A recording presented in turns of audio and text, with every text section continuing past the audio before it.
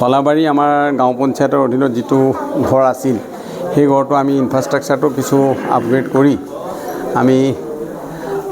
এটা জিমৰ পৰিকল্পনা কৰিছিলোঁ আৰু পঞ্চায়তৰ পুঁজি বিভিন্ন ৰাইজৰ দান বৰঙণিৰে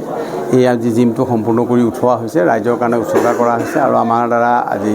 ইয়াকে মুকলি কৰা হ'ল। ইয়াৰ এই অনুষ্ঠানত আজি বহু কলাবাৰী অঞ্চলৰ ৰাইজ জড়িত হৈ আছে, উপস্থিত আছে, লগতে BDO ডাঙৰীয়া, অফিচাৰসকল, পঞ্চায়তৰ সচিব সকলো আছে। মই সকলোকে শুভেচ্ছা জনাইছোঁ আৰু কলাবাৰী ৰাইজক অনুৰোধ কৰিছোঁ যাতে যুৱ প্ৰজন্ম বা যিকোনো ব্যক্তি এই জিমটো লৈ আহি অকণমান শৰীৰ চৰ্চা কৰি যাতে অলপ বয়স হোৱাৰ পিছত যাতে বেছি ঔষধ খাব নালাগে, তাৰ এটা পৰিকল্পনা যাতে চবে হাতত লয়।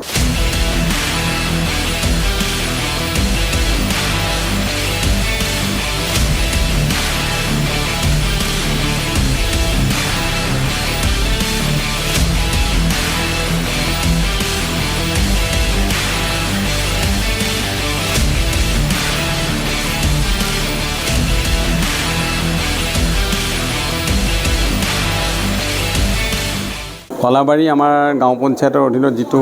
ঘৰ আছিল সেই ঘৰটো আমি ইনফ্ৰাষ্ট্ৰাকচাৰটো কিছু আপগ্ৰেড কৰি আমি